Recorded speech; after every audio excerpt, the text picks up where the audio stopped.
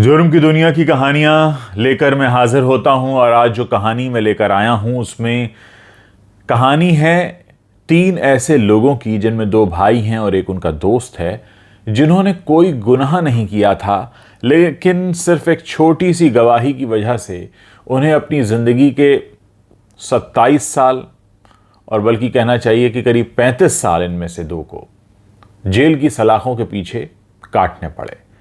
तो क्या है ये पूरा मामला, मैं आपको सुनाने जा रहा हूं। ये घटना शुरू होती है 19 मई 1975 के दिन और इस कहानी की ज़मीन है अमेरिका का ओहियो प्रांत।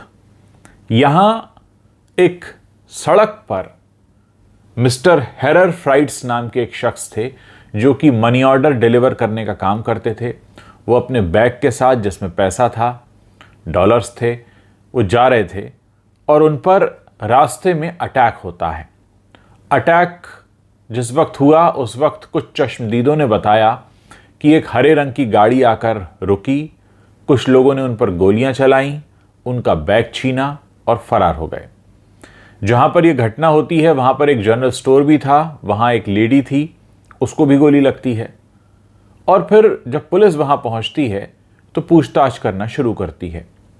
पूछताछ के दौरान कुछ भी पता नहीं चलता है कि वो लोग कहाँ गए, वो हरे रंग की गाड़ी कहाँ गई, वो किस दिशा में भागे, ना वो बैग मिला, कुछ भी नहीं मिला। जैसे ये घटना होती है बैरिकेडिंग की जाती है और उस दौरान वहाँ से एक स्कूल बस गुजर रही थी, वहाँ भी पूछताछ की जाती है। तो वहाँ एक 13 साल का लड़का है जिसका नाम बताया जाता है वर्नॉन। वर्नॉन जो है ये कहता है कि हाँ मैंने देखा है कौन थे वो, और उसके बाद वो 3 लोगों पर हाथ रख देता है जिनके नाम थे रिकी, बिली ब्रिजमैन और रॉनी ब्रिजमैन। तो बिली ब्रिजमैन और रॉनी ब्रिजमैन जो हैं ये भाई हैं और रिकी उनका दोस्त है। उनकी उम्र है करीब 17, 18, 19 साल, मतलब 20 का भी कोई नहीं, और ये अमरीकी मूल के अश्वेत लोग हैं। इनकी गिरफ्तारी हो जाती है। उसी साल जो लोअर कोर्ट है वो इन्हें सज़ा दे देती है, मौत की सज़ा। फिर मामला आगे अदालत में जाता है और 1977 में इन्हें उम्र कैद मिल जाती है। अब इस पूरे केस में क्या था कि सिवाय वर्नॉन की गवाही के इस केस में कोई सबूत, कोई गवाह, कुछ भी नहीं था। सिर्फ इस 13 साल के स्कूली बच्चे वर्नॉन की गवाही के आधार पर इन 3 लोगों को सजा दी गई थी। वक्त बीतता है और साल 2002 आ जाता है, यानी इस घटना को करीब करीब 27-28 साल बीत चुके हैं। इस दौरान रॉनी ब्रिजमैन को पैरोल पर रिहा किया जाता है, यानी कुछ देर के लिए वो जेल के बाहर भेजा जाता है। और बाहर आने के बाद रॉनी ब्रिजमैन शादी करता है। जिस वक्त रॉनी ब्रिजमैन बाहर आता है उस वक्त वहां के लोकल अखबारों में एक किस्सा फिर से छपता है कि 1975 में ऐसा हुआ था, सड़क पर एक वारदात हुई थी, एक बच्चे ने गवाही दी थी, उसमें 3 लोग पकड़े गए थे और उनमें से एक अब पैरोल पर रिहा हुआ है। इस खबर को एक जर्नलिस्ट पढ़ता है और ये जर्नलिस्ट जो है क्लीवलैंड सीन नाम की मैगजीन में काम करता है। उसे स्टोरी बड़ी इंटरेस्टिंग लगती है, लेकिन साथ ही उसके दिमाग में कई सारे सवाल कौंधते हैं कि क्या सिर्फ एक 13 साल के लड़के की गवाही के आधार पर बिना किसी सबूत के, मतलब ऐसा नहीं था कि उन तीनों के पास से कोई बैग मिला हो, कोई पिस्टल मिला हो या उनका कोई क्राइम रिकॉर्ड रहा हो, कुछ भी नहीं मिला। सिर्फ 13 साल के एक लड़के ने कहा कि इन तीनों ने मारा और उनको पकड़ के उन्होंने अंदर कर दिया और मौत की सजा भी हो गई, उसके बाद उम्र कैद भी हो गई। तो उसको एक केस थोड़ा सा ऐसा लगता है कि इसमें थोड़ी छानबीन करने की ज़रूरत है। और 1975 में जिस तरीके की घटनाएं होती थीं, जाहिर है 2002 तक तो टेक्नोलॉजी काफ़ी एडवांस हो गई थी। वो अपने स्तर से पूछताछ करना शुरू करता है। वो सबसे पहले वर्नॉन का पता लगाता है, वर्नॉन अब कहाँ है। वो जाहिर है जो 1975 में 13 साल का था, वो 2002 में आप हिसाब लगा सकते हैं, 13 और 25 करीब 37 और 2, मतलब एक 40 साल के आसपास की उसकी उम्र हो गई होगी। वो वर्नॉन के बारे में पता करना शुरू करता है और वर्नॉन के बारे में जब वो पता करता है तो उसे पता लगता है कि उस इलाके का जो चर्च है और वहाँ जो फादर हैं उनके काफ़ी ये करीब है। तो ये उन तक पहुँचता है, उनका इंटरव्यू लेने की कोशिश करता है। बातों ही बातों में वो फादर बताते हैं कि हाँ, मुझे उस इंसिडेंट के बारे में उसने बताया था, उसने इनफैक्ट कन्फेस भी किया था और उसने ये कहा था कि मैंने असल में किसी को देखा नहीं था, मैंने बस यूं ही गवाही दे दी थी और यूं ही कह दिया था कि वो 3 थे। और इसके बाद वो ओहियो पुलिस के पास भी गया था ये बताने के लिए, तब तक उनको सज़ा भी हो चुकी थी कि मैंने तो ऐसे ही बता दिया था, लेकिन पुलिस ने भी उस पर कोई ध्यान नहीं दिया। उन्होंने कहा अब तो सज़ा वगैरह भी हो चुकी है, मुकदमा काफ़ी आगे तक जा चुका है, और उसके बाद वो भी भूल गया।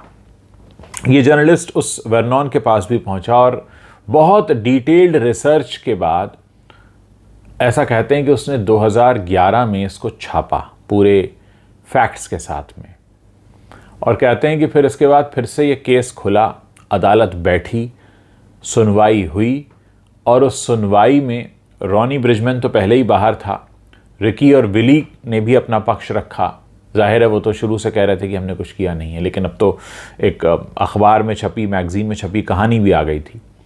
उसके बाद कहते हैं कि मुकदमा और 4 साल चला और अदालत ने इनके सामने एक सफ़ेद कागज़ रख दिया था और पेन कि ये हमारी गलती है, कानून और प्रशासन की गलती है, उसकी वजह से आपको सज़ा हुई, और आप इस पर जो भी रकम लिखना चाहते हैं वो आप लिख दीजिए, सरकार आपको देगी, क्योंकि आपने अपनी जवानी के बहुत महत्वपूर्ण करीब 28 साल और रिकी और विली ने तो करीब 35 साल बिता दिए।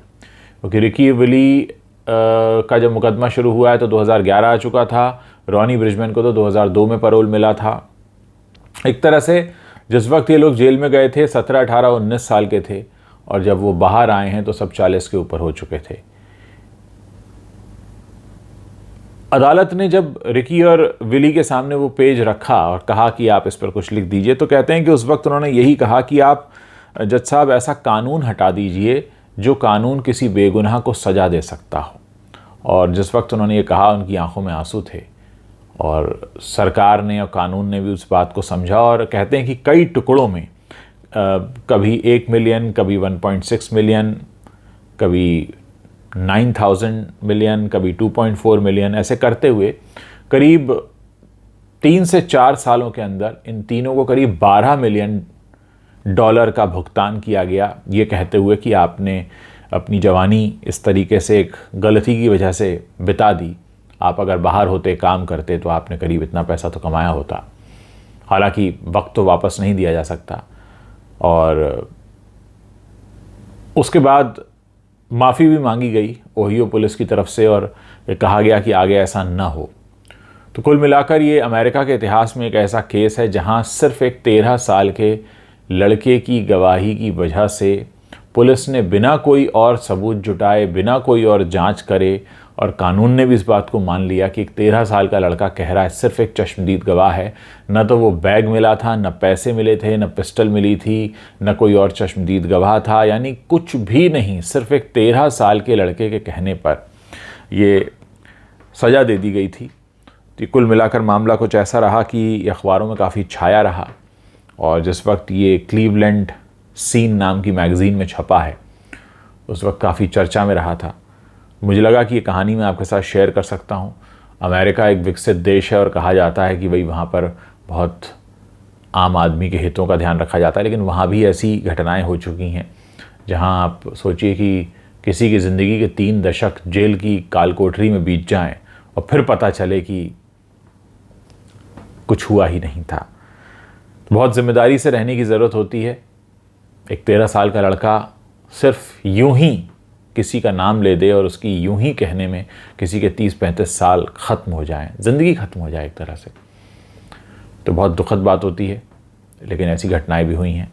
जो कुछ इस प्लैनेट पर हुआ है हमें हक़ है जानने का कि क्या क्या होता रहा है। कोशिश करेंगे और सच्ची कहानियाँ आपके बीच लाते रहें। ये कहानी कैसी लगी ज़रूर बताइएगा, और इस कहानी को अगर आप शेयर करेंगे तो मुझे अच्छा लगेगा। थैंक यू, धन्यवाद।